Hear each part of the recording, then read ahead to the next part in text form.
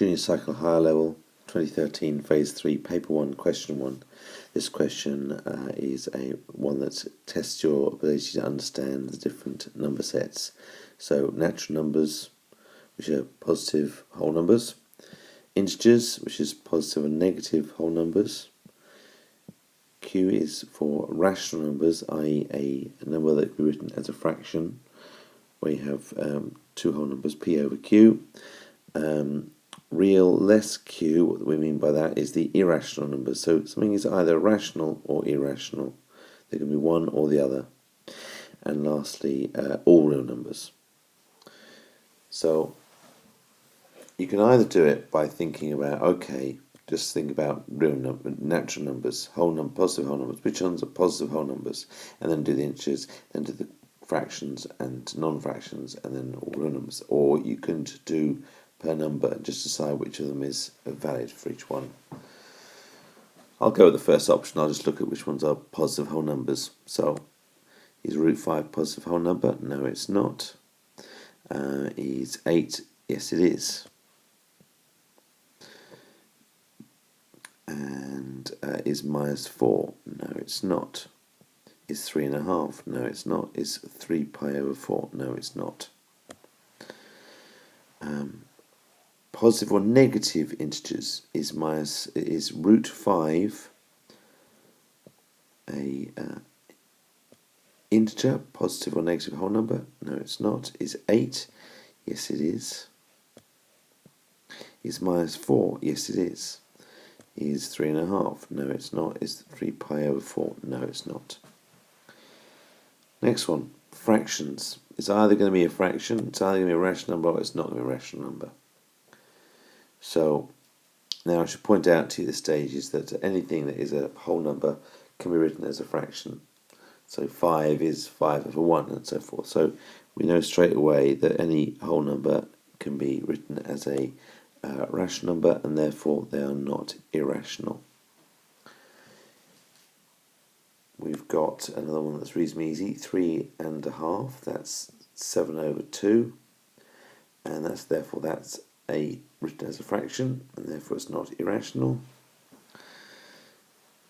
So the last two, root 5. Okay, well, root 5 is one of those surds that does not simplify. It is irrational, and therefore it's not rational. Likewise, any multiple of pi is irrational, and therefore it's not rational. Finally, if we look at which ones are real numbers, which are not real numbers, well, they're all real numbers. Everything on your syllabus will be defined as being a real number. It's not until you get to Leaving Certificate that you start looking at complex numbers, which involve imaginary numbers. So the entire column for real numbers will always be ticked at this level. Moving on to part 2. It asks about root 5 and why we chose for the irrational numbers, why do we choose it being a yes? Well, we chose it being a yes because it cannot be written as a fraction.